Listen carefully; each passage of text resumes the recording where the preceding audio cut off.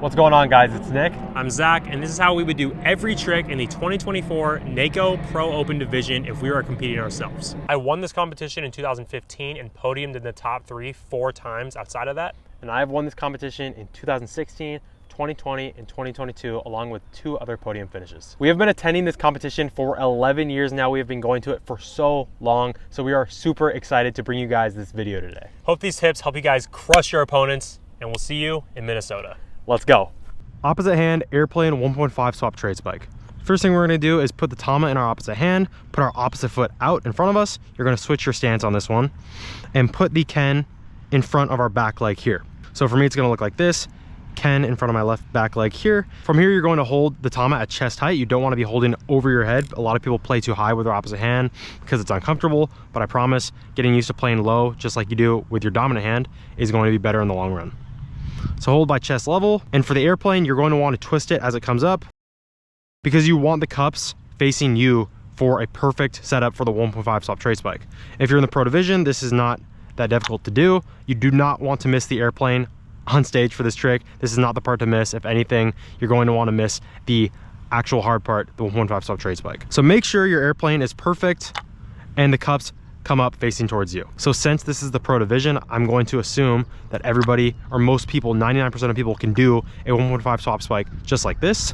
And from here, we all know that we just have to replicate the movement with our opposite hand, but a lot of us skip a lot of steps when we go into situations like this, when an opposite hand trick is pulled for an open division. So in order to get better at the hardest part of this trick, the 1.5 swap trade spike, actually being able to track the tama hole and spiking it, what you're going to want to do is actually practice these 3 moves. You're going to want to practice around Europe, you're going to want to practice earth turn, and you're going to want to practice swing spike. I recommend these 3 basic moves because these are all going to help you actually track a tama that's moving and align your Ken placement in a way where it's actually going to go in. And it's going to help translate to the 1.5 swap trade spike because a lot of you probably don't play with your opposite hand much and need to work on these basics first. And trust me, if you prioritize these, it actually doesn't take that long to get used to. So what I recommend is 5 to 10 minutes a day of basic practice. It's going to be swing spike, it's going to be earth turn, and basic cups just like this, whether it be small cup spike, big cup spike,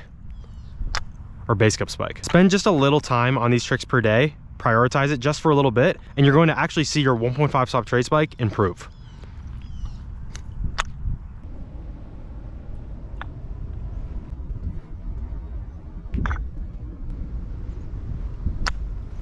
Handle stall, orbit, either way, spike. So right off the bat, they say you can do it either way, meaning you can do the orbit either way. And for me, the inward version feels so much easier, 10 times easier than the regular flip version. The inward version to me is more seamless. It's more of a 2-in-1. You can start the orbit as you start the earth turn, which makes it more of a seamless movement. And I find that doing it forward feels a little clunkier, feels a little less natural. You can still do it all in one movement, but it feels like you're overcoming an obstacle for that flip, whereas the inward to me feels much more like a smooth transition. So I'm going to show how I do it inward. First off, to progress towards this, you're going to want to have inward earth turns on handle stall down. With this trick, you don't want to be worried about the inward earth turn, you want to be worried about the orbit. The orbit doesn't really take that much extra effort, but it does require a different type of timing. So if you don't have regular inward earth turns down on handle stall, then this trick is just going to be that much harder for you. I'd recommend trying to get 3 in a row to help your proficiency. Because when the time comes, you want to know that if you get that orbit around and the timing nice, the handle stall is going to land. You're going to want to be that confident with your abilities. Once you get that down, you can start practicing the full trick. So my intent with this pull-up handle stall is to get the string in the best position possible, as out of my way as I can make it. So what that means to me is that it looks like this. The string is on the opposite side of the can. I'm going inward, it's not gonna block my way. And the reverse of this is what I'm trying to avoid, when the string is over my hand like this, or it's a little over here. And this is gonna make it so much harder to get a clean orbit off. As you can see, if you're not careful, the string can easily wrap around the can, causing you to tangle up and 100% miss the point. So for me, I'm actually pulling up the handle stall with the intent of going a little away from my body. I'm moving the can a little away from my body to ensure that the string moves out of my way so that I can get a perfect starting point for the orbit. As you can see, when I just put my focus on moving the string as I pull up out of my way, to the other side of the Ken, you can see that it gives me this amazing start position where I don't have to worry about anything regarding the string at all, and I can move forward with the trick confidently. Now that I have that, I'm onto the orbit. As I said earlier, it's really just a two-in-one. A two-in-one motion where you can start and end both movements at the same time. My number one tip with this part of the trick is really the speed. The speed at which you flip the earth turn. The speed at which you did handle earth turns earlier, it's gonna be a little different on this because you're moving the Ken around, and it's gonna take a little more time to do this, even though it's still seamless and really, really quick. It's gonna take a little more time to do this than obviously a regular inward earth turn. And so my tip is slow earth, fast orbit. Slow earth, fast orbit, making sure you have that speed down, getting used to the speed, because it is gonna be different than a regular inward earth. And it's not gonna take that long. You're gonna get the speed figured out pretty quick, but just know that because there's more going on in this trick than a regular handle stall or inward earth turn, slowing down the earth turn just a little bit really helps me in making sure that I'm finishing the orbit as the earth turn finishes as well, and then I can land it at the same time so that I don't have to rush, or I don't have to slow down and catch it really low if I don't have to, because both of those situations are gonna have a way higher chances of error.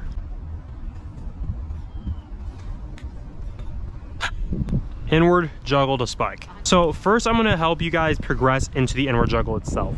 For some of you, inward juggles are a foreign language and they feel so much different than regular juggles because they are, but with a couple quick tips, I hope that this can get you up to speed and get you comfortable with the inward toss. My number one tip to start learning this inward toss is just to throw a half inward toss to lighthouse. We're not even juggling at this point. We're just throwing an inward toss to lighthouse like so, getting used to actually throwing that inward motion. This is the easiest starting point that I've found. I hope it's a good foundation for your learning. After you can do lighthouse comfortably, move on to inward lunar with a more powerful throw like this. With this, it's not really so much about the inward lunar. Yes, you want to land it, but it's more so about getting that turnaround at the same speed as consistently as possible. Because right here, the whole intent is actually training the power of the inward toss. When I learned the first time, it was sometimes hard for me to get a consistent throw down for the inward juggle. Well, doing these, starting from lighthouse, getting a half toss, and moving on to tricks that include more rotation, going to inward lunar, and then even moving on to something more like inward to in, these progressions will help you progress the power of your throw and the consistency of it as well. So for the inward juggle, I actually am holding it almost identical to a regular juggle grip. The only difference is, and I'll show you here, this is my regular juggle grip, where the index finger is actually starting up against the small cup like so. It's more higher on the Ken, where all my other fingers are more down by the handle stall and wrapped around here. This is what I would do for a regular juggle to start that out. But for inward juggle, really the only difference for me is I'm moving my index finger down. Besides that, everything else is really the same. I'm mostly using my middle and ring finger for this trick. And as far as the catch of the Ken goes, I'm really making sure that it fully turns around when I catch it. I'm making sure that it's rotated enough to where I catch it and it's in a regular grip for spiking. In my experience, it was easy to start catching the inward throws early like this. For this inward juggle to spike, that's gonna make it a little harder to adjust for a spiking position. And for future inward juggle tricks, that catch is gonna set you up poorly for your next juggle, and then your line will inevitably end very, very soon. So progress through the inward throws, progress through the inward throw progressions to lighthouse, inward lunar, then going to in or double to lighthouse. And once you're done with that, start progressing towards the inward juggle to spike. And again, put extra focus on the catch of the throw. For the catch, just throw the inward juggle and just start seeing where you catch it. The more times you can catch it up like this, where the spike's facing pretty much to the sky, and the more consistent you are at this catch, the more consistent your good attempts at inward juggle to spike are going to be. One last thing I'd like to note is that even though you have ball control from a regular juggle, inward juggle ball control is different. Just how ghost juggle ball control is different. It's going to take a little bit of time to get used to manipulate the tama the way you want to off a different rotation of the Ken. Keep at it. It comes with time, but just don't expect to have it down because you have great ball control off a regular juggle. It's a different thing, it's a different feeling, but it should transfer over relatively quickly.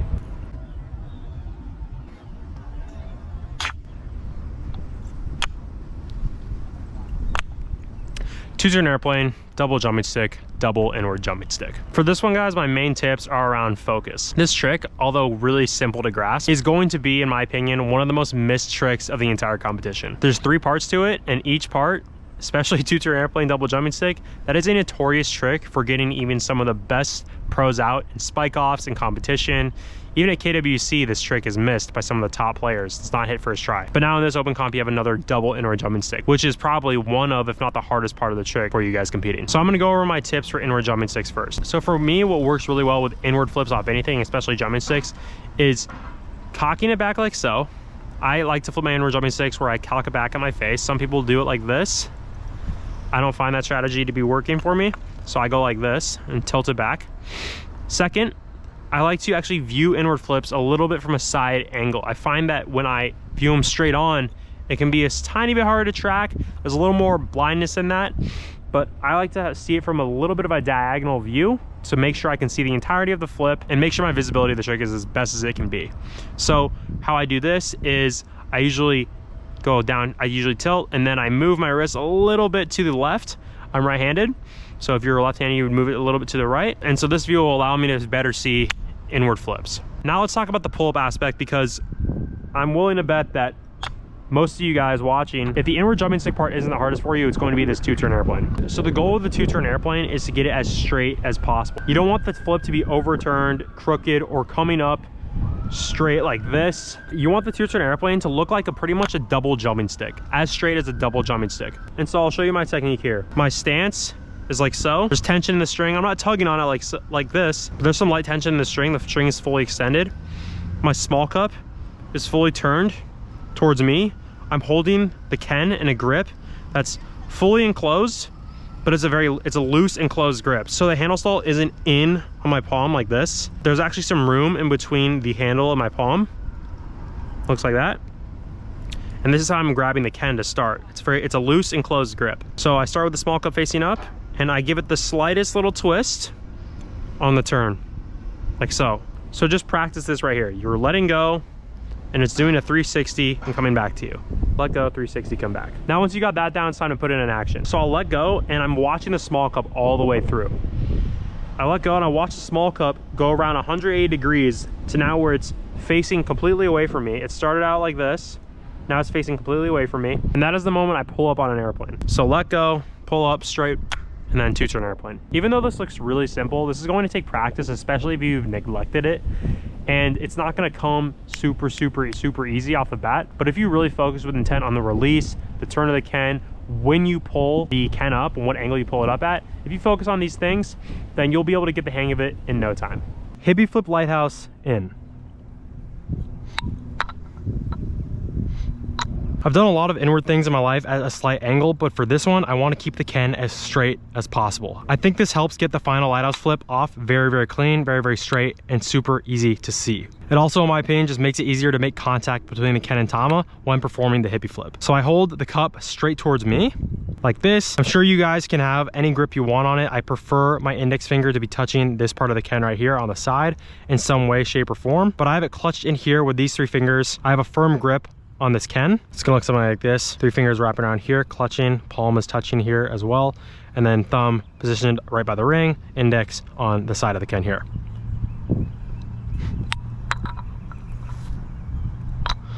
I find that I'm able to get contact between the Tama and the Ken almost every single time, which is the main problem for most people. Most people will throw it at first, try to do a hippie flip, and just airball it completely, missing contact and completely giving away the point. But as long as you make contact with both of these almost every single try, you're already setting yourself up better than most people. I swing the ball up just like a regular swing spike. It's just going to come slightly in front of me, nothing too crazy, but I'm going to bring it up just above the height of the base cup. So it's going to be somewhere around here. So I'm going to be throwing the Ken slightly from a bottom position, slightly from underneath.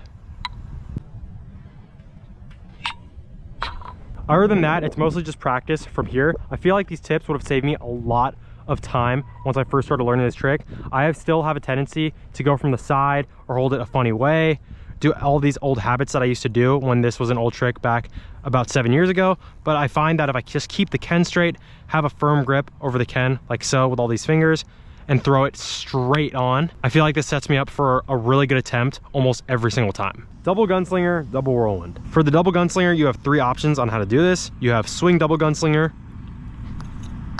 you have regular pull-up double gunslinger, and you have essentially a late double gunslinger where you pull up the Tama first and then do the gunslingers later. It's up to you on how you perform this. Pick your best variation and just stick to it. For me, I like to do the swing double gunslinger. So I'm going to spike it like this. One thing I want to recommend everybody to do before they go on to the double whirlwind is actually fix situations like this where the string is caught in between the cups, it's tangled around the Ken. You have time when you're up on stage, focus and just get that string out of the way. Take your time getting it out of the way. You don't want the tama flinging off the spike. You actually just want to be gentle with it, be careful, and make sure the string is fully out of the way for the double whirlwind. You do not want this messing you up. As for the double whirlwind, I push all with my thumb right here. I hold it between the ring stall and the handle stall. And what I do to visualize catching a perfect double whirlwind for me is imagining that I actually catch it again way down here. I want to try and imagine, okay, catch the base cup, catch way down here. Because if I imagine this, I'm not actually going to be catching it all the way down here every time. It's actually just going to help me catch it by the Ken piece. I think this makes for the cleanest catch on a double whirlwind. After that, this move is just pretty much practice. I will give a standard to meet come open day. I recommend getting the double whirlwind of this trick at least 6 times out of 10 by the time NAKO arrives. I say this because the double whirlwind is actually the part that most people are going to miss when they attempt this trick. The double gunslinger, I'm not too worried about. I think a lot of people will get that first try always. But what I would recommend every single day up until NAKO, starting now, is to just track yourself doing double whirlwind out of 10 times and see how many you get. Obviously, after you're warmed up, just track it every single day. And if your numbers are consistently 6 or above, you're doing great and you're going to be fine. This is likely going to take 1 to 3 minutes max out of your Kanama session, so it's really just a quick, simple practice.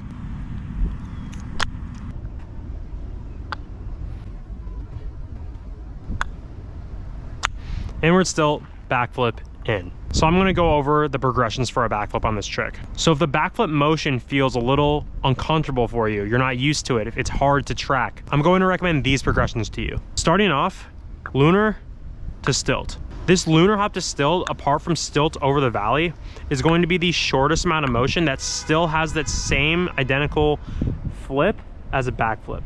It's still going in the same motion, the same direction. So this is going to help you get used to the backflip in a sense that you're actually working on about 1/8 of the backflip. It's like lunar, 1/8 of a backflip, inward stilt. After this, you can start moving on to lighthouse to inward stilt. And so now you've made progress to a half flip. You're gonna wanna wait a little bit longer, track the small cup, and overall get even more used to that direction of flip that the backflip is going. And overall, this is a good halfway point in your progression. From here, one last thing you can do is put on inward lunar and do the same thing. This one almost is a completely full flip, but it's a little bit shorter than the full duration of the flip. So I would go here if you're still, you know, working on getting used to that backflip motion. And so just know that when you're here and it's starting to click, when you're getting consistent backflips to inward stilt from inward lunar, you're more than ready to take on the full trick. And so now we're on to the actual trick, the inward stilt backflip. So I like to pull up like I'm doing an airplane. This again helps with the backflip motion as well. So this could be something you start out practicing too. I like to do this because the string is on my left side. I don't want to have any factor mess me up. And for me, when the stakes are high, comp is on the line, I don't want that string pulling up to a big cup inward stilt. I don't want that string on the right side of my hand. I want it on the left. So I'm pulling up, string is on the left, it's completely out of the way, setting me up great for this attempt. And I'm doing a full flip just like you've worked up to with the progressions up to this point. And at this point, you're gonna be really used to that motion. My final tip with this is to take your time. Don't rush this trick. It's a stall trick, backflip. It's a one and done trick. You get the inward stilt pull up and all you have to do is execute on the backflip. Take some breaths. You're in competition. Kelvin Wong taps his chest 6 times with the tama, takes a couple deep breaths, closes his eyes. Have a little pre-routine. Set yourself up for greatness for this stall trick.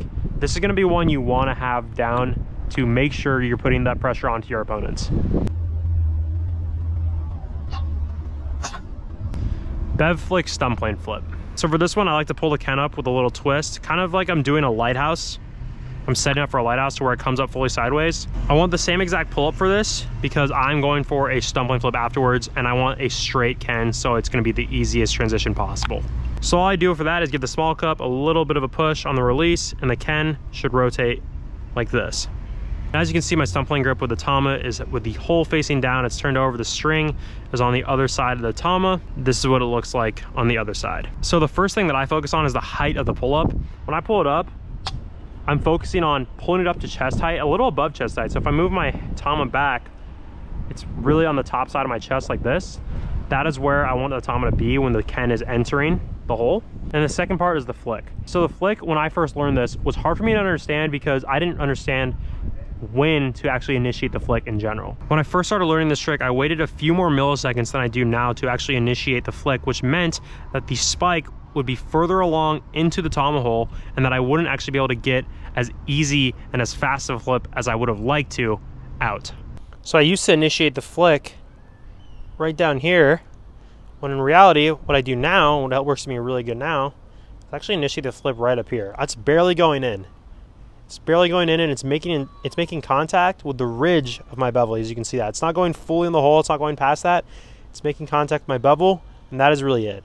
And this is a very quick movement. What I'm about to show you is likely gonna happen to you a lot in your practice.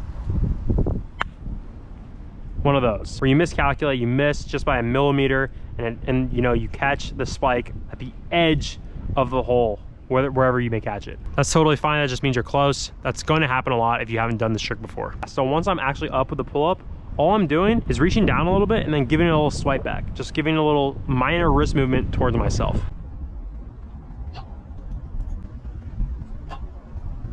And from then on, it's just a stun plane flip. If you're not proficient with stun plane flips, I would recommend giving those focused time ASAP, because at the end of the day, if you can't do a stun plane flip consistently, if you can't hit it 5 out of 10 times, then I would imagine your success rate for this trick to be that much lower than a person who can do the stun plane flip proficiently and is only worried about getting that flick off.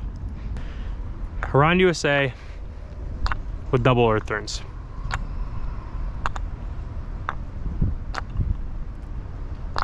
There's not many tips I can give on this at the pro level that is going to be super helpful for the actual technique of the trick. However, the strategy for this trick that I would employ if I was competing would be to take my time, really focus on every single cup. And what I mean by this is focusing on the earth turns after every single cup very intently. I don't like to rush at all when I'm in competition when it comes to earth turns. I find that if I don't focus, it's easy for me to have the same nonchalant vibe that may cause me to miss an earth turn in a casual setting. And earth turns in general are more of a casual trick, so when you're doing them, it's easy to get carried away, like, oh, I'm not really in a competition right now, I'm kind of jamming with my friends. You want to be there present, focusing, even though it's just an earth turn. So if I were to go up, I'd go like this.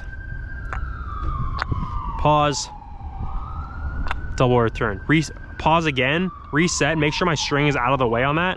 I move the string out of the way, and then I'm good for the next. There again, so right there, I caught out extra low. I'm gonna readjust again, get that string out of my way, then finish up for the last one. Focus up, get the string out of my way, and execute.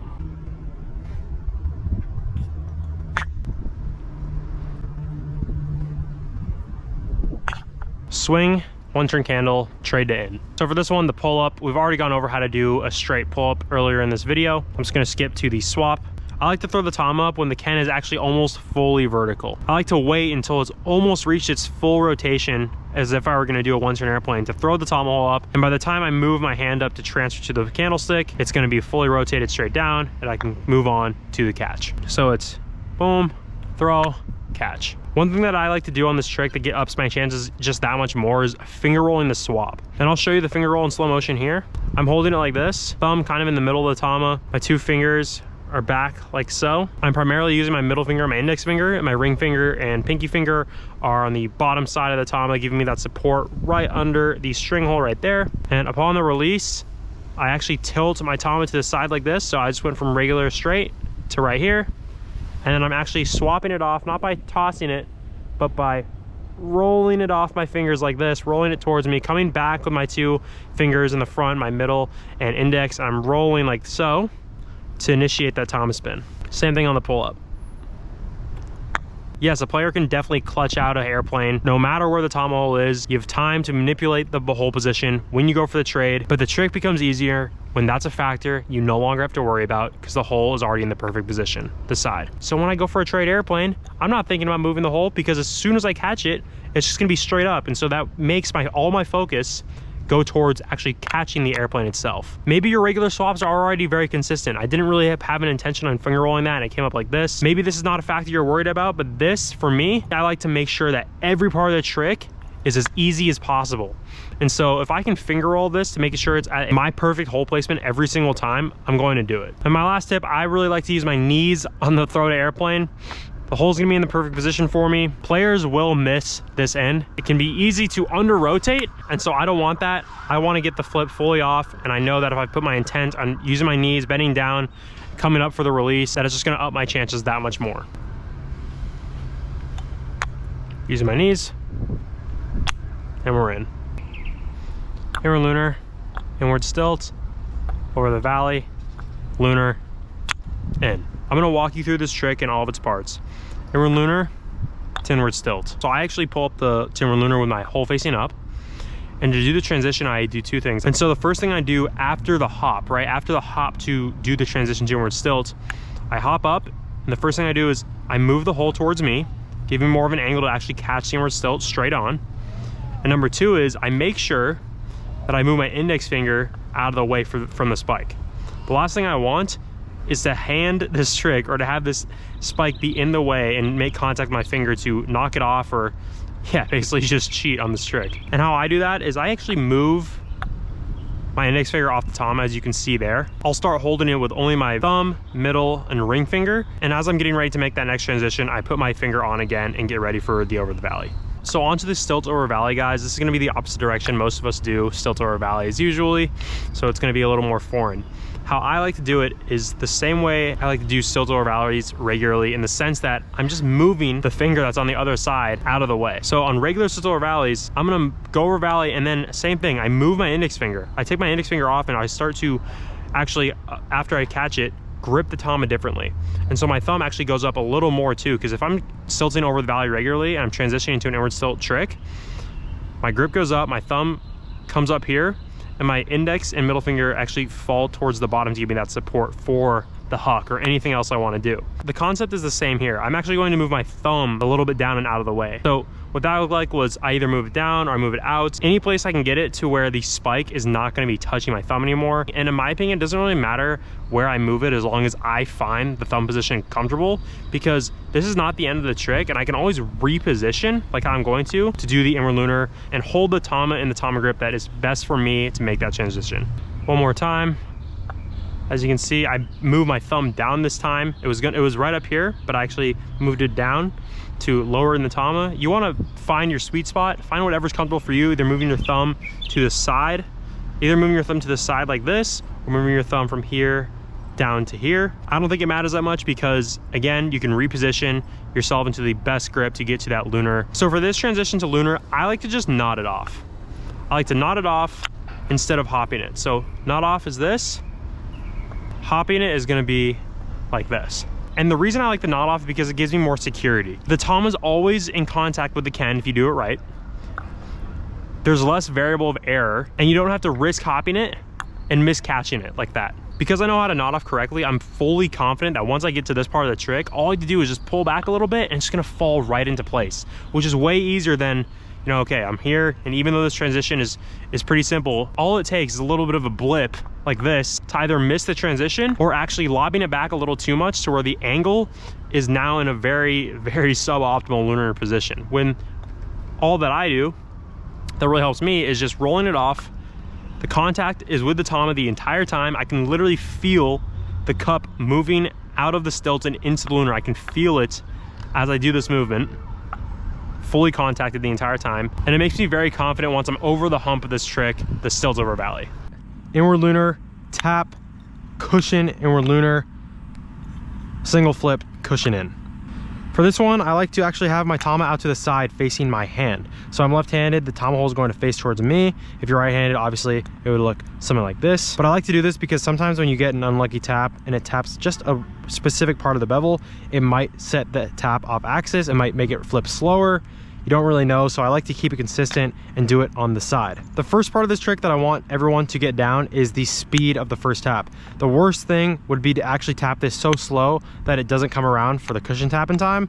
So what you want to actually make sure to do is get enough power behind this first tap, evidently making you not actually have to work that hard to do the cushion. So get some nice speed on it, because if you actually put a lot of speed onto it, like I am right now, making sure it does that full turn, you're actually not going to have to move your tama or your hand at all for the cushion tap. The main thing for cushion taps that I always like to imagine is not me tapping it, not me coming up for the tap, but letting the Ken actually just hit the tama itself. It's a little bit of a mental cue, but I don't think tap. I don't think tap up, I have to get this. I think let it come to me, let it bonk off the tama and just set the lunar right there. And in order to do this, I don't want to work for it. I don't want to have to come up, tap it myself and do like this if I actually tap this too slow. So my main thing is tapping this super fast. And if you tap it fast, you're gonna notice your hand positioning after the first tap doesn't actually have to move. Notice how my hand really didn't move after the first tap. It just lightly cushioned against it and sat back perfectly on inward lunar. So once you get this part down, the final part is just a simple backflip cushion in. For this, I like to actually have my tama hole facing up. I think this part is very, very doable no matter where your tama hole is. But for me, I like to have my tama hole facing straight up, making it so I don't have to adjust for the final spike like this. I like to just have it already there. So I land it on lunar, I adjust my tama underneath the cup like this, move the positioning so the tama hole faces straight up. And then just like I said before, let the Ken come to you. Let the Ken fall and bonk against the tama. I actually noticed when I'm doing this last cushion in, I don't actually cushion it off the bevel. I go like this. This is just personally how I've been doing this movement the entire time ever since I started playing. It's just a habit I do. So even if I move the tama hole underneath, have it face straight up, it's not going to get in my way because I make this little adjustment at the end. Just a simple turn with my wrist. So from start to finish, it's gonna look like this. Inward lunar, tama hole facing on the side, fast tap here. Back for the cushion, just let it land softly on the tama, let it come to you. Finally, for the last cushion, adjust my tama here, go for the single flip and spike. Bird, juggle over the valley, inward flip to in. For me, the main challenge in this trick is going to be the juggle over the valley. I like to set myself up for the juggle with a slightly forward tama toss. And by slightly forward, I mean, I'm actually not even focused on putting it forward at all. I actually just focus on tossing it up. And the tama naturally starts to veer forward like this. And at this angle, when the tama dot on top is facing me, that's when I actually make the switch. And that's when I start to juggle the ball forward and make contact with it to get that perfect earth turn over. So I like to go like this, and then I swap. Some people like to do an earth turn and juggle like this. And some players like to even put the ball back and then juggle forward like that. The reason why I like this method in comparison to the other methods is because this method seems to be way, way simpler for me. These other methods where you do earth turn and bring the ball back like this just seem to have a lot more factors for me to pay attention to. You know, am I getting the earth turn off right? Am I juggling this at the right moment? You know, am I catching the ball back at the right moment to juggle? There are more factors to pay attention to and put my focus on in those methods than the one I use, which is just tossing the tama up. So that's why I like to do this one. It's just the most simple to me. Whatever you may choose, do the one that works best for you. The goal really for me that I like to focus on is to have this tama come up the same every single time. For me, it's easiest to get the ball to come up the same every single time if I do this method. So that's what I choose. And for this trick, I always lick my bevel. I always like to give it a little bit of moisture. What this does is it makes the wood softer and more sticky for a short period of time. And it really, really helps birds, stilts, any stall land a lot better. In my opinion, it gives me an increased success rate on stall tricks. So that's what I like to do. Now moving on to bird juggle over the valley, I recommend practicing juggle to spike from bird first. You don't need to be as precise on juggle to spike as you do when you juggle to bird. So getting these reps to spike will get you more in control and more used to throwing that earth turn off the bird that'll prepare you for a bird juggle over the valley. And as you can see from my grip, I'm not holding it up here tight like this where the Ken is actually touching the palm of my hand. I'm holding it loose, kind of down. My ring finger is in the middle of the ring and the handle stall. My pinky's on the handle stall. My middle finger is low on the Ken, right above the ring stall. And actually, to give myself support, my index finger is right snug under the small cup like this. It's touching the bottom part of the small cup up here. And that's my grip for doing juggles off this position. To get that perfect earth turn, I wish I could say there was a secret technique to get it off every single time, but really the reality is just progressing up to it, and you will get that feeling the more reps you put in. So on top of doing reps of bird juggle to spike, where you can be less precise but still get some wins, the one major thing I recommend is having the intent and utilizing your middle and ring finger kind of as a cushion for the tama. This is where I source most of my control from. I'm touching the tama with all of my fingers except for my thumb, but it's really looking like this. So as you can see, it's lightly, my index and pinky are lightly touching the tama, keeping it in place, but my actual middle finger and ring finger are cushioning it a little more. As you can see, they're a little lower catching it than my index and pinky finger. It's kind of like a trampoline. So my index and pinky stabilize where my middle and ring finger take a little bit more depth and spring the tama back up. I'm not flat like this. This is not how I get my control. I have no control when I do a flat hand and use my fingers like this. You're really thinking of it as a cushion. You're pillowing, you're absorbing the impact, and then you throw up. Like a trampoline. Airplane 1.5 swap juggle like KENFLIP spike. For this one, the one prerequisite is getting the regular 1.5 swap juggle spike down to a T. You want this one super consistent. You don't want to be thinking about the tama hole, the tama control on the 1.5 swap like KENFLIP. You want to have this basic one dialed first, because this one is going to make the KENFLIP version a lot easier. So practice this a lot. I would recommend getting this basic move, the 1.5 swap juggle, up to 6 to 8 times out of 10. So to add the KENFLIP, the one thing I always picture in my head is actually tossing the tama up a little high. You want to have a little bit of separation between the Ken and the tama when you do this trick, because once you do KENFLIPs, the string can get in the way. So what I usually do is try to do the KENFLIP as far away from the tama as possible, and I end up sending the tama up a little higher than usual. So keep in mind that you're doing a little bit of a bigger toss, a little more exaggerated toss. As you can see, I do this way down here, but once I go for the KENFLIP, you know, I'm coming up like this. And that is just my strategy to safely get the KENFLIP actually off every single time. You want to actually at least complete the KENFLIP on every single try. If your ball control is good from the 1.5 swap juggle spike like this, if it comes around usually the same way every single time, which is ideal in this situation, especially for adding the KENFLIP, what I actually like to do is not hold on to the tama as long as I would for the normal juggle spike. I find that if I just do it lightly and actually in my head, maybe just even rush a little bit instead of fully grabbing it with my whole hand, maybe just imagine, okay, barely touch it, just send it up like so, being very gentle, I actually find that the tama hole rotates a little slower towards me, and therefore giving me more time to throw in a late KENFLIP, see the tama, watch it, and spike. So having it actually come a little slower towards you is going to help you in the long run. So find a way to make the tama come just a tad bit slower than normal. So I send up the tama a little bit higher. We're gonna be up here. It's gonna be somewhere around here, head height. I'm going to think of just getting the KENFLIP off. All you want to do is just get the KENFLIP off. You want to complete it. You don't want the string getting in your way. And once you send the tama high, you get the KENFLIP off, you're usually in a good position to spike it. If you're at the pro level, you can track the tama. Even if it's not perfect, you can see these things. So worst comes to worst, just make sure you get to at least have a chance at spiking it every single time. Quick release from the juggle right here, plus a high throw up to head height will usually give me a really perfect opportunity to get the KENFLIP off and spike it.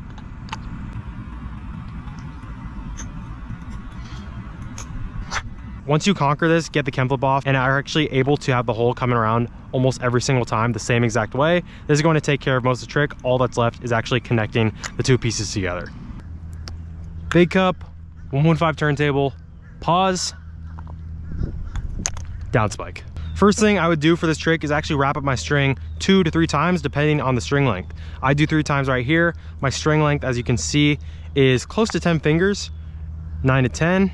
So for me, I'm going to actually wrap the string around my Ken 3 times like so. I do this because this prevents the string from wrapping around my thumb when I spin the turntable, and also it doesn't affect the last down spike. So I recommend wrapping up the string a couple times before you perform the trick. The second thing that I do is always make sure the tama hole is facing my opposite shoulder. So for me, since I'm left-handed, I want the tama hole to be facing upwards towards my right shoulder here, facing diagonally like so. Reason being for that is because once you spin 1.5 times, the reason for that is because once you spin 1.5 times, the tama hole is going to end up right here, facing upwards towards your dominant hand. And ideally for a down spike, you always want it facing towards this area, either straight up or towards you, like this, towards your hand. So for me, this is how I'm going to set my tama up. Lastly, for the pause, you want to make sure to aim to spin actually more than 1.5 times. The reason I say this is because if you aim directly for the 1.5 straight on like this, chances are you're going to underspin sometimes. And if you come short even just a little bit, the Ken is going to face the opposite direction of you. The base cup is going to face the opposite direction of you. And this is going to make it very hard to get around for the down spike, but also to even keep the balance of the turntable in the first place. It's much easier to spin past 1.5, get the base cup facing your dominant hand in this area, and not only have it be easier to keep the balance, but also make it easier to grip the down spike when you're switch gripping for the final one. with everything put together, it should look something like this. Wrap up the string a couple times around the Ken, have the tom hole facing your opposite shoulder. So for me, this is facing diagonally up towards my right shoulder. Then spin over 1.5 times. You want to spin maybe 1 3/4. Make sure the base cup is facing your dominant hand here. And as you can see, since the tom hole is in a great position, I'm going to bend down just a tad, come up, and go for the down spike.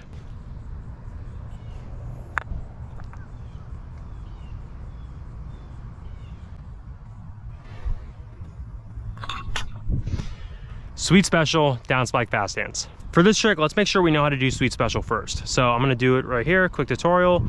Around my offhand index finger first, then over the spike like this. I'll do it one more time. Index finger, and on that same loop around, it's index finger, spike, boom, like this. After that, you wanna practice swinging it up on the big cup, like so. And as you notice that transition, I'll do it again.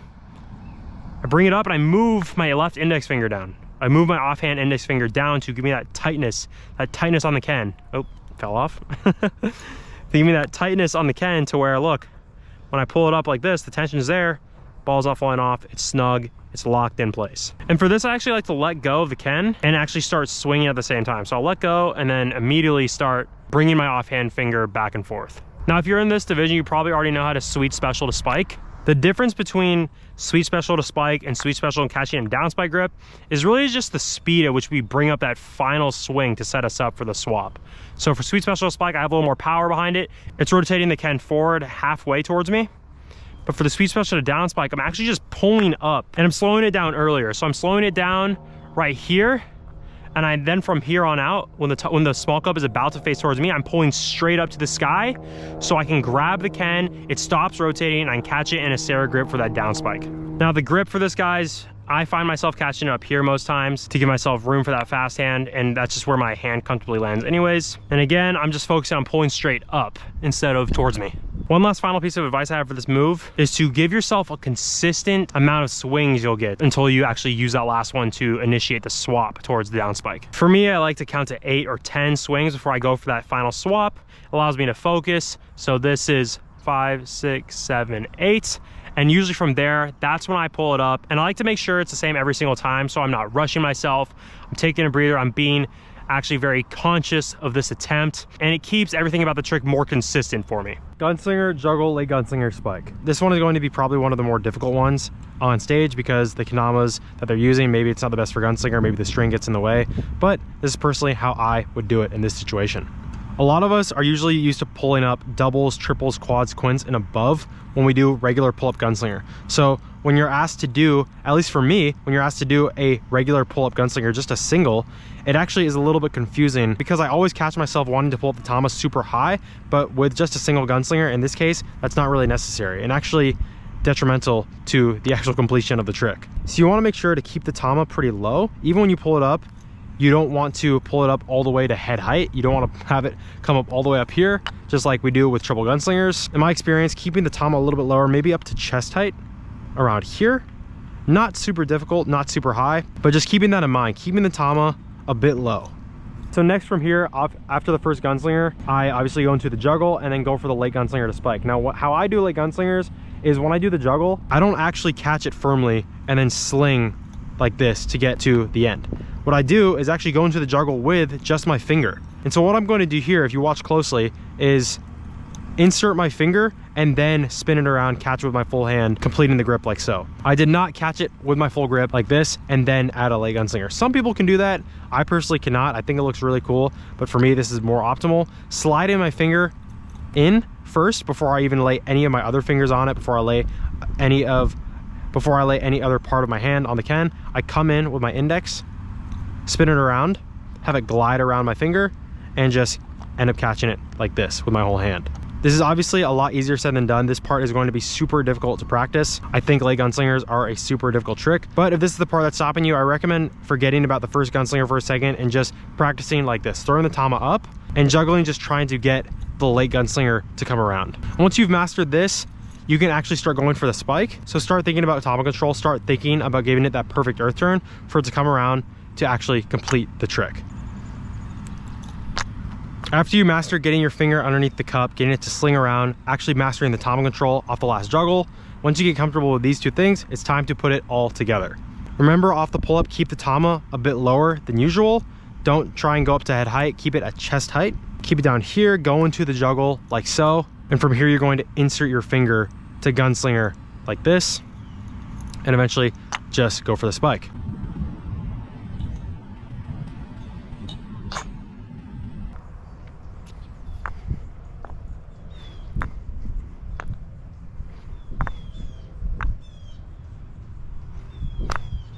Around stalls, SARA grip. So right off the bat, I hold the Ken like a pencil. I'm holding my thumb and index finger up against the SARA under the cups like this. And my fingers on the back end are actually with my ring finger and pinky lined up against each other on the other side of the SARA like so. And then my middle finger is actually underneath, giving that final support in kind of that lower part of the Ken right here. So boom, boom. I have it like this. I'm really gonna focus on having the hole come to an optimal position on each cup during this trick. I'm not gonna pull up to the big cup like this, the hole facing down. I'm not gonna pull it up to where it's facing out or to the side or anything like that. I don't wanna screw myself over. I wanna make it as easy as possible for myself, just like I do with all of these tricks. I'm gonna swing up. It's gonna be where I can see it right there. All I do, just transfer over like this. And with my earth turn to small cup, same thing. I'm gonna really focus to where my ball control is setting myself up for victory when I go for that stall. In my opinion, this part feels the most awkward. So what I like to do is really focus on pointing that spike towards my face. It really gets that small cup around for me, and it allows for me to get that angle on the bird that I might not otherwise have if I don't really focus on pointing the spike towards my face, because if I don't, then I'm more likely to let it go a little early like this. And as you can see, the angle is definitely way less advantageous to where it might slip off. Finally, on the base cup, I'm actually not sure if what I'm about to do is legal. I actually don't see why not, unless they're very, very strict about the SARA grip and holding it like a pencil at all times. But I was thinking, okay, I'm gonna double check with NAKO, but I'm gonna actually move my grip up to make it easier. I'm gonna move my fingers up like this, give myself a little more support under the handle, and then I would make the transfer down there, which would set me up for a nice spike. And I usually like to flip in. Otherwise, just practice with that hole being right up where you can see it, and practice handle stalls in this position. You can practice handle stall in this grip by swinging it up like so, or just by pulling it up like this. And this will get you more familiar to how that handle stall feels, so you're more ready to take this transition on when you're at that part of the trick. Take your time on this one. All it takes is 1 millisecond of impatience to mess your flow up, mess your concentration up in a stall trick. And it's the worst when you know that if you just took your time half a second more, that your confidence on the trick would have been up 90%. And that's something that a lot of us feel during open matches right after we miss, right after we take that leap, or we go a little bit before we're fully ready to move on to the next part of the trick. We miss a trick, we immediately think, I know I could have had that point was mine, but I just moved a little too fast. I was a little too impatient and acted more on my nervousness than really focusing and staying present. So stay present, guys. Take your time with this. You have all the time in the world up there. Breathe and just go about how you would do this trick in practice as best you can up on stage. Goon string pinch to spike. Now, I'm not a master at string pinches and loops and all of that crazy string tech, but I will show you guys how I do this one from a couple different angles, so I hope it helps. I personally do the pinch overhand, so I pinch the string like this with my index on top, thumb on the bottom. I have the Ken string hole here facing the inside of my body when I go to set up. And what I find that works for me is keeping this half goon here low. You want to actually keep it a little lower than usual, maybe around hip height, hip level. I find that this just helps me get a clean pinch off, making me have a good chance at the spike.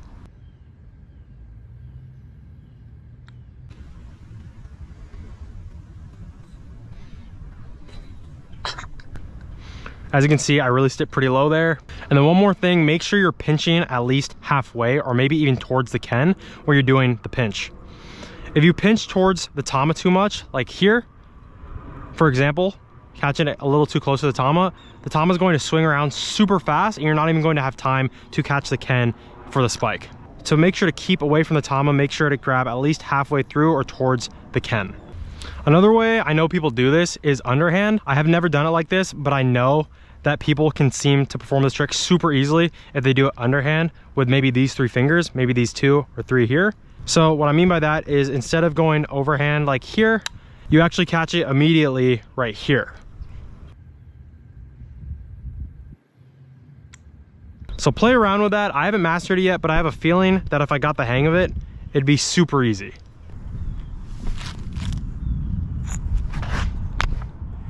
scooping goldfish, down spike, all in one motion. All right, check out my stance first. I'm wide, it's comfortable, it's right in front of my foot, and I'm going to be making enough space for myself to actually move over to the other side so I can get enough space for this all in one motion down spike. So wide stance, Ken is in front of the foot, and I'm holding the Ken loosely on the bottom like so. So as you can see, I'm not holding up here, I'm not holding it right here, I'm holding at the bottom like this. And I'm not leaning towards the side I'm starting. I'm actually just in the center like this, and I'm ready. For this trick, you want to know how to do scooping goldfish first. Scooping goldfish on big up, I hold it more up like this on the Ken instead of down here, but I'm gonna go for that transfer to down spike. But prereq for this, you should definitely be able to do scooping goldfish very, very consistently. So my one main tip for this move is to ghost it up. As you can see, I ghost it up and I down spike. I'm not going through with a lot of power. I'm not falling through. So the hole comes over here and I make the transfer. So I'll show you again. This is what I'm not doing. Right, that. I don't keep the same amount of power through the entire motion. So what I'm really doing is I'm scooping, boom, and right as I get to this motion where I'm bringing the cup up, I kind of power down and focus on just coming up like this. So as you can see, I start out the move with a lot of power and speed. So that speed is actually what is going to help me get the tom off the ground and have it stick to the cup. And the power which I'm going is like an arc. It's going from the side to the left and then straight up. So left, straight up, float, down spike. I find that if I do a ton of power all the way through, it's so much harder to catch the Ken and the ball control goes crazy. So here's my technique of actually catching the Ken. Fall through, but on the way up, just how I said, you're actually going up instead of curving your route. I transfer my power going to the side, and then I focus on actually slowing down a bit and then coming up with my Ken like this, coming from underneath actually. When I come underneath, I set myself up for a nice floater down spike in two ways. One, I get that tama perfectly coming straight up like this. The tama hole rotates into a perfect position for me. It floats up just like this, and it turns a little bit over so the hole faces straight up to the sky. And in that motion as well, with that loose grip on the Ken, I'm coming up, pushing through underneath the Ken, which actually moves the Ken up into a position where I can easily down spike it. Sideways transfer first, float, down spike. Came into this move fast, and with the speed I carried the tama upwards, stuck to the cup, and right as it got here towards my left side, I started transferring the energy up, coming through the bottom of the Ken. I'm holding my loose grip, so I'm coming through the bottom of the Ken, and as I lift it up, I'm also simultaneously releasing from the bottom of the Ken ever so slightly, so the Ken just turns very slightly up to rotate into that perfect SARA grip position so where I can down spike. KENFLIP, juggle, stunt plane, fast hand, or Mateo Chance, juggle, stunt plane, fast hand. Another absolute banger in this list. Other than just practice, there is one thing I always keep in mind when trying to perform this trick. It is to perform a earth turn of the tama almost every time. So I'm trying to push it forward like this every single juggle I do. Whether it ends up being a perfect earth turn or not, I find that just keeping this in mind, just thinking, okay, push forward, make it perfect. Just thinking of that actually just makes the tama come around a lot better than not being conscious of it at all. So I'm going to perform a regular Mateo Chance here. Watch the tama to see what I mean. So as you can see, it wasn't perfect earth turn on the attempt. That one was perfect one turn earths on each juggle. But the important thing is you want to just keep this in mind. Whether it goes super perfect or not, chances are the ball is going to be spinning this way in some way, shape, or form towards you. And that's just going to set you up for the best tama catch at the end as possible. When you're releasing for the stunt plane fast at the end, I recommend having the Ken facing out in front of you like this, not like this, but actually the spike facing out away from you. I like this because when I ghost it up, I find that the Ken tends to tilt slightly upwards when I release it, making it perfectly straight up or somewhere in this area for me to get this stunt plane fast hand. Usually it's not out to the side like this way or maybe even this way. It's usually straight on at some sort of angle. Other than that, guys, this is just a lot of practice. It is going to be absolutely insane to see this hit on stage by somebody in the top 8. But I'm just going to show you guys a couple times of me doing this myself from this GoPro angle, and hopefully it helps.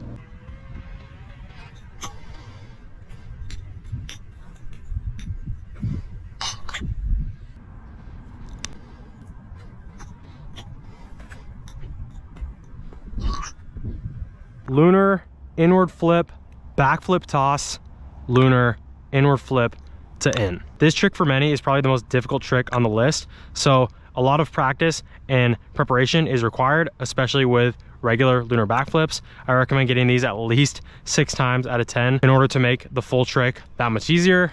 So first, just practice your lunar backflips. See if you can get 3 in a row. From here, my biggest tip for any of these, because this trick I actually really like, is making your movements almost, and I like to phrase it like this is probably the most easiest way to understand, maybe in a drunken motion. So once I'm doing normal juggles, I keep a lot of things kind of tight and I want to make everything super precise. But for backflip tricks, especially toss backflips like this, I let my movements go really, really slowly.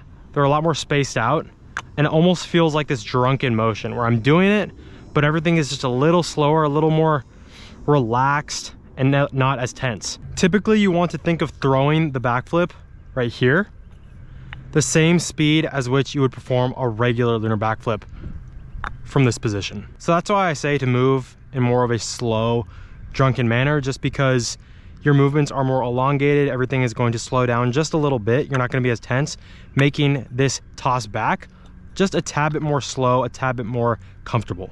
Also, when you do the inward 1.5 swap here, you always want to catch the Ken down by the bottom, down by the handle stall, by the base cup here. Because if you catch it up here, maybe the Ken is facing off axis in any way, shape or form, it is going to not only spin a little sideways, but it's just simply going to be hard to see. And the speed of your spin as well might be hindered if you don't catch it perfectly like this. So always keep in mind when you're swapping from here to aim for the base cup. Once you're comfortable catching it down by the base cup every try, you want to always remember to make sure and catch it also with the spike facing away from you. I find that if I catch it like this with the spike facing away, I get the best backflip toss. It always feels nice and lofty, very straight, and super easy to catch. If I end up catching it a little early like this, however, as you can see, all my fingers are not touching the Ken, which makes it a little difficult to control, and the speed of the backflip might be super fast and I might not be able to see it or catch it on lunar in time. After that, this is just practice, guys. If you have trouble doing the inward swap, then I would practice it from lighthouse, just like so. I would practice it from regular flips, such as lighthouse, inward to lighthouse, maybe inward from inward lunar, like so, maybe airplane from airplane. Any of these variations doing just a couple times a day is going to indirectly prepare you to do the backflip version for this year's NAKO. Right now, I'm going to show you guys a couple clips of me landing this trick. Hopefully it helps. And yes, you just have to practice this one a ton.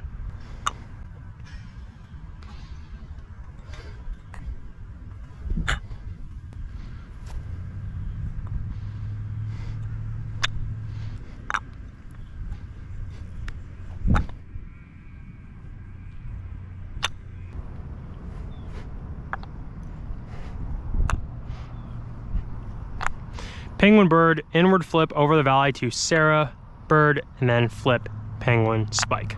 My grip for this, so my pinky and ring finger are going across the big cup, and my middle finger and index finger are going across the Ken like this, and then my thumb is over here holding it in place, so it looks like this. So I get my hand in position, I grab it straight on where the small cup is facing me, not like this, but like this, and I'm ready to go. So I'm pulling up, and these are where my fingers are. So the part of the trick that I want to focus on is the inward flip over the valley. For me, this trick has a lot to do with just how used to the speed of the earth turn you are. So when practicing this trick, for me, it was easy to under rotate the tama, and sometimes I'd even over rotate on the earth turn. So sometimes the earth turn would look like this, and sometimes the earth turn would look like that. For me, it took a lot of reps to get that speed down. I recommend trying to be a little more powerful than you might think at first with this earth turn, because for me, when I first started, I would just under rotate like crazy. What worked for me as I was figuring out the speed was actually guiding my Ken on the side of the tama, going in an arc like this, instead of doing an arc where it's over, kind of like an orbit of the tama like this. The reason I like doing that so much more is because I'm way out of the trajectory of the tama. I can move freely over here without messing anything up in here. And it feels like I have way more access to make any saves instead of coming over and trying to dodge in midair like this to make a save or a catch where I would need to, go lower or catch it off in a different angle or something like this. So going off the side, like so, makes that catch a lot easier for me to focus on. Keep tweaking the earth turn until you get a speed that's perfect for you. I do recommend coming up as straight as possible to get a clean turnaround, but right as you go up and straight, I then like to veer off to the side to get out of my own way, get out of the way of the orbit of the Tama and actually the actual orbit trick itself. I don't like to be in this area right here. To get out of the way and to move freely over here to where the Tama is spinning like so, in a straight motion, where I'm coming around like this, out of the way and ready to catch the Tama on its way down. Finally, throughout this entire trick, I'm not changing the grip of my fingers one time. I'm not moving my fingers anywhere new. They actually stay in the same positions as we started with in this position throughout the entire trick. Next trick, KENFLIP, late inward KENFLIP, KENFLIP, spike. This trick is simply just a difficult one, but there are a couple tips I would give to anybody that's trying it. First, make sure you're doing the KENFLIP and the pull up of the Tama at the same time. I don't see a lot of people pulling up the Tama first and then completing Kens very often. I think for this trick here specifically, you must do both at once. So it's going to start with a KENFLIP and you're going to pull up at the same time. The second thing I would keep in mind is completing the first two KENFLIPs before the Tama starts falling down. You want to actually have both of these completed before the Tama starts coming back down, because this will give you a lot of time to get the last KENFLIP off and also make sure you're looking at the Tama hole for the spike. If you aim for the standard, it will be a little difficult. Your KENFLIPs will likely speed up just a tad, but it will give you those extra couple milliseconds to make the final KENFLIP to spike connect. So ideally, in order to achieve this, you want the Tama coming just past your head. You want it to come into head height or maybe even a little above. As you can see, the Tama went above my head. It actually came to about here, and I was able to get off all the KENFLIPs just fine and have time to look for the Tama and spike it.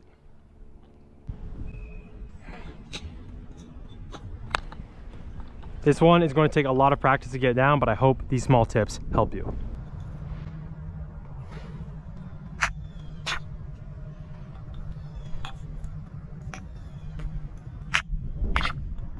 Two-turn cushion airplane, 2.5 swap out, double turn cushion back to airplane. So for me, the most important part about this trick is the actual technique of the cushion tap. I don't like to think of cushion taps as taps where I slightly tap the Ken and just slightly give it a little power to make it drop back into the hole, to give it a little bit of a rotation in the other direction.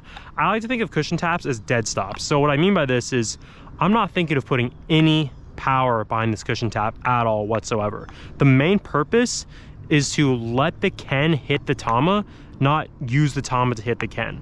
Think of the Tama as a wall that's just stopping the Ken dead stop at its rotation point right here to make it lose all of its speed and drop in that perfect angle, perfect position to the hole. So instead of pulling up and thinking, okay, I need to lightly tap it back, I'm actually just thinking, okay, pull up, I'm a wall, stop, drop in. The reason why I think of it like this is because I've noticed that even when I do a little bit of power, when I tap it so slightly, the rotation will inevitably be, by the time I want to get back to airplane, it'll already be past that airplane angle where it's not coming in inward like this. It's actually coming up forward like this, where now it's super hard to airplane. Now I have to really move and position my Tama upward, and I'm likely not going to get a clean attempt off at that cushion to airplane. So to save me that angle and to give me the most time and the perfect speed at which this Ken drops, I like to just dead stop it. Next, for the cushion, I think the angle is really important. So notice how I stop the Ken when the base cup is on its way down to me. It's not fully flat like this, it's not fully sideways, but it's at that angle to where it's past the vertical point and it's coming down to where it's in between that vertical point and the sideways point, and it's right in the middle there. That's what I'm cushioning it to give it that stoppage and have it drop in that angle. I'm not doing the cushion way up here. I'm not going, okay, vertical and then tap. That just feels super awkward to me.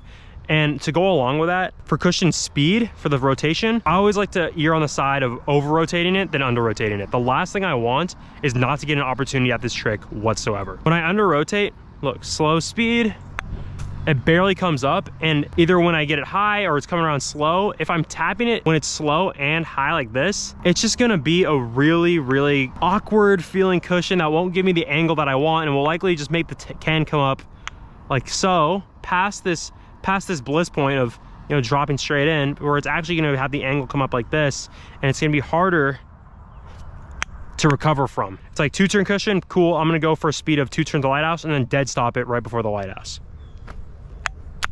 And you can apply those concepts of speed, technique with the cushion, and angle to the rest of the trick as well with the cushion at the end. So after this, I just like to break this trick up into 3 parts. I like to identify which part of the trick I'm weakest at, whether it be the first part, the 2.5 swap out, or the last 2.5 throw to in. So going for the 2.5 swap, if you're not proficient with a 2.5 swap, I just recommend 2.5 swapping out to big cup to just give you that familiarity at first. Shouldn't take you that long to get used to. After that, work on progressing up to 2.5 swap, jug to lighthouse. With this progression, you're catching it in the position you would juggle from, way more down here on the Ken, and a looser grip to actually get you ready for that final part of the trick for the 2-turn swap.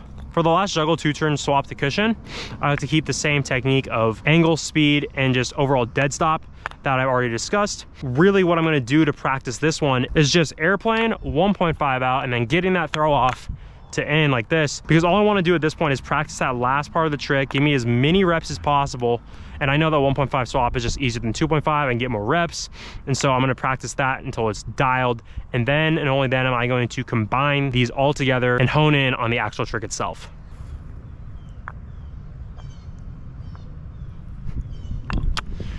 Wing, slide to underbird, slide to penguin wing, flip, penguin spike, fast hands, Ken grip. For this trick, what I like to do, I don't like to actually swing up to wing like this. I like to just pull it up. It just is easier for me. Some stall tricks I like to do swing up, like handle stall or bird. But for SARA grip wing, I like to just pull it up. It seems safer to me. And the grip in which I hold the Ken, I actually don't hold the Ken with the spike facing towards my chest like this.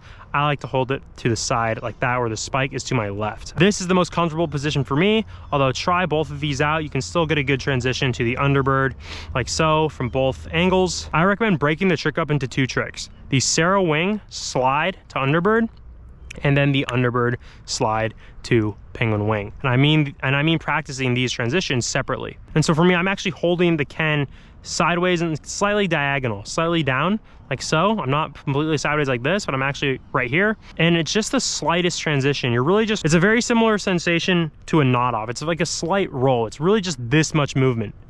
The amount of movement that you would take from putting the bird nodding off to the cup. That trick and this trick had the equivalent movement times. I recommend going at a moderate speed for this trick, so not super slow like that.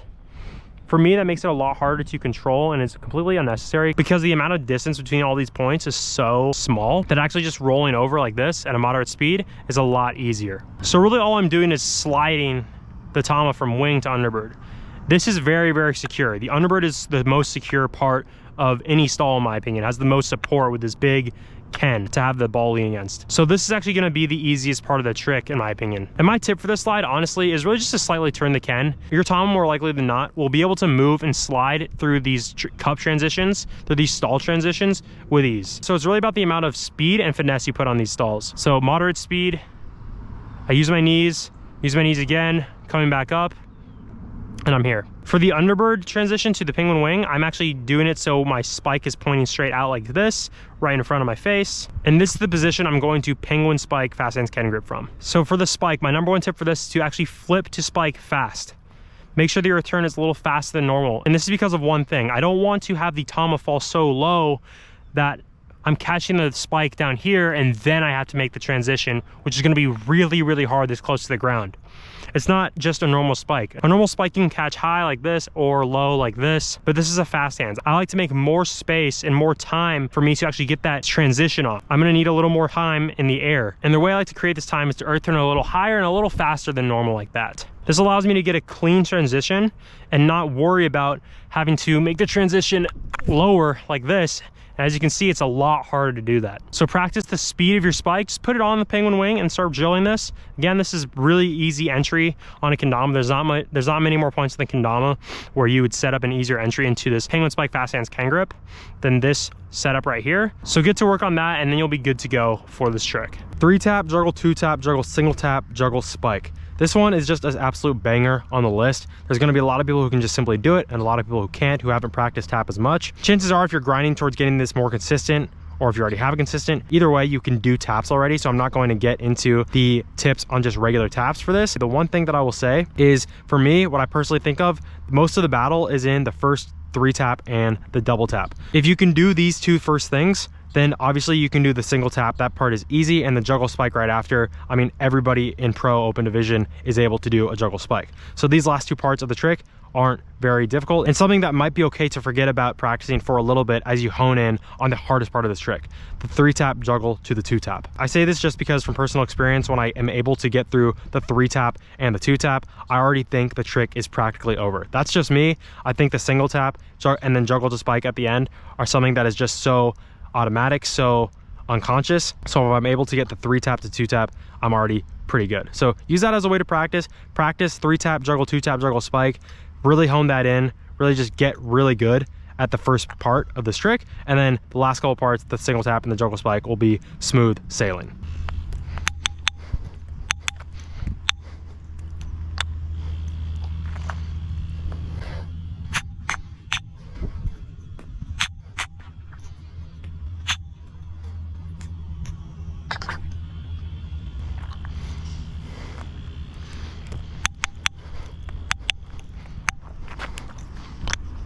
Next trick, stilt tray, swap spike. So a lot of people ask me how to do a stilt tray because they don't actually know how to do the flip correctly or make it a lot easier than people think it is. Because a lot of people get confused with lunar tray flip.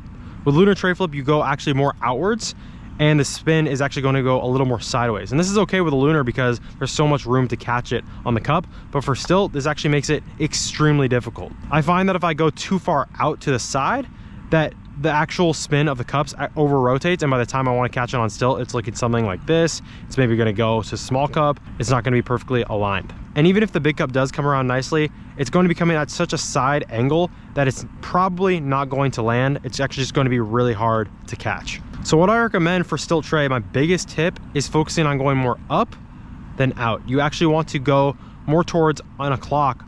If we're going to show an example, you want to go more towards 1 o'clock. If you're right-handed, you want to go straight up diagonal like so.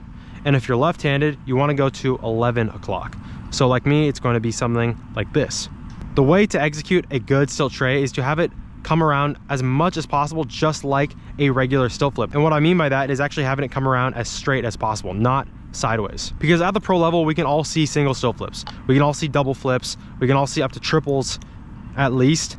So if we're able to see all of these flips, seeing just a single stilt tray shouldn't be that difficult. And in order to make it as similar as possible to the regular single flip, you have to go more up than out.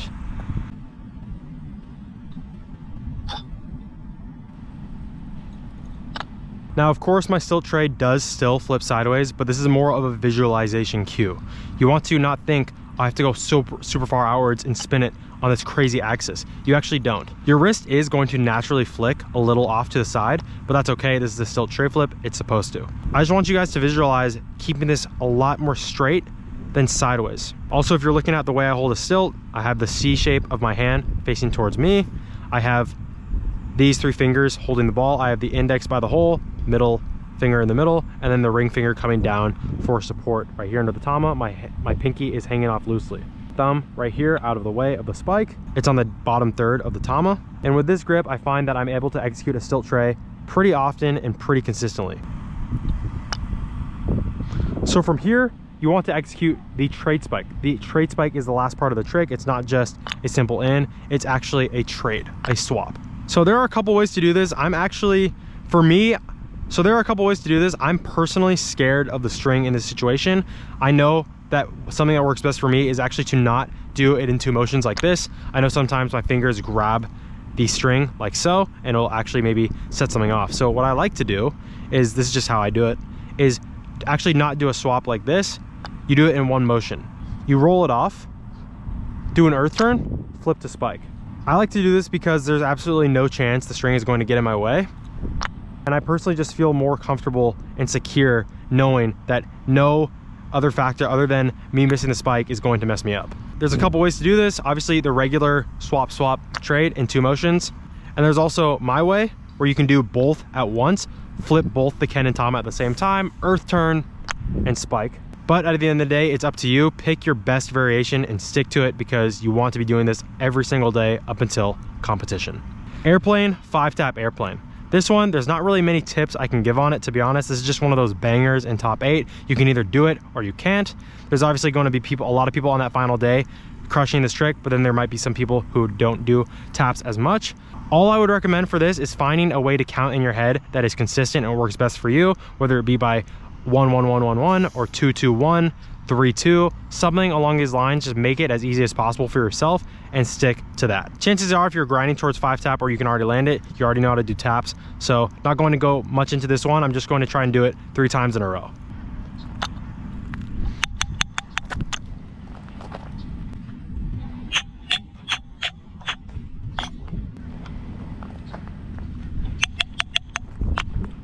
Last trick is lighthouse, cloud bounce, lighthouse in. First and foremost, make sure the string hole in the Ken is facing opposite of your dominant hand, the one you're playing with. When you perform a cloud bounce, you're going to either throw the tama in front of the Ken or over it on the other side here. So if the string hole is facing towards your hand, it's just going to get all tangled up and it's probably not going to flip straight. Pull up lighthouse, make sure it's facing away from you. And from here, you're going to want to flip it slightly fast. You don't want to actually make the Ken rotate slower than usual. This is going to match a normal lighthouse flip speed. So make sure you don't hold anything back. Just do a normal flip. This is about how fast you want the Ken to be spinning around once you perform the cloud bounce. Next, the most important thing is actually throwing the tama up to have it twang when the Ken is facing straight up. So you want to time it perfectly. What I like to do is wait until the base cup starts facing my body.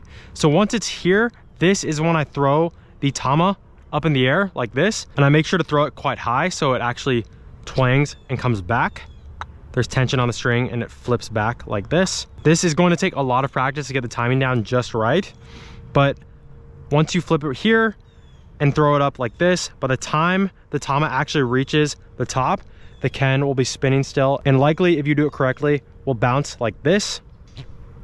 It will tug like this with the spike facing straight up, making it do a 1 turn back to lighthouse. So main takeaway, make sure the spike is facing straight up by the time these two go like this. When you actually do the cloud bounce, make sure that you're tossing from underneath and you're actually keeping both of these pretty low. When I first started doing cloud bounces, I would flip the lighthouse a little bit higher than normal and also release the tama a little bit higher than normal, which would make my movements just a little cluttered up, just a little compact. But I've actually found it over time is that you just relax and release from the bottom position right here, just from a normal height, maybe down just a little bit above your waist. I've noticed that the lighthouse tends to flip back a lot more often than normal. So not this, which I see some players do sometimes. So everything put together, it's going to look something like this. Make sure to keep the flip a little fast. You don't want it coming slow. Release the tama around right here when the base cup is facing towards you. Throw it up, and then by the time it comes all the way up, it likely should twang like this with the spike facing straight up.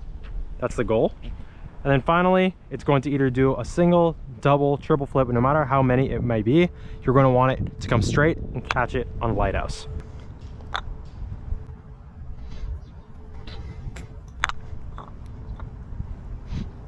This is going to take a lot of practice, but I hope these tips help.